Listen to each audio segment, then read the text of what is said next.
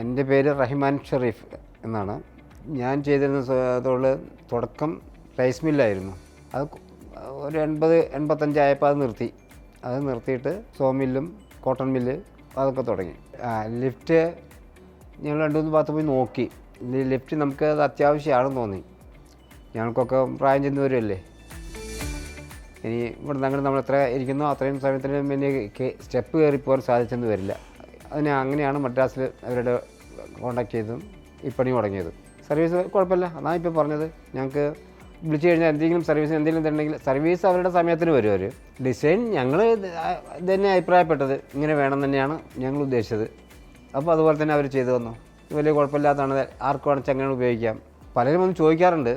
അപ്പോൾ ഞങ്ങൾ പറയാറുണ്ട് ഈ കമ്പനിക്കാർ ഞങ്ങളെടുത്തത്. ഞങ്ങൾ 3-4 ഭാഗത്ത് എല്ലാവരും പോയി നോക്കി, പല കമ്പനിയുടെയും പോയി നോക്കി. പക്ഷേ ഞങ്ങൾക്ക് തൃപ്തിയായിട്ട് തോന്നിയത് ഇതാണ്, അതുകൊണ്ടാണ് അവരുടെ അടുത്ത്. അതിപ്പോൾ ആദ്യമായിട്ട് കയറുന്നവർക്ക് ഉണ്ടാവുമായിരിക്കാം. അത് 1-2 പ്രാവശ്യം കയറി ഇറങ്ങിക്കഴിഞ്ഞാൽ കഴിഞ്ഞവരുടേത് അത്രേ ഉള്ളൂ. ഇത് വളരെ സിമ്പിളാണ്.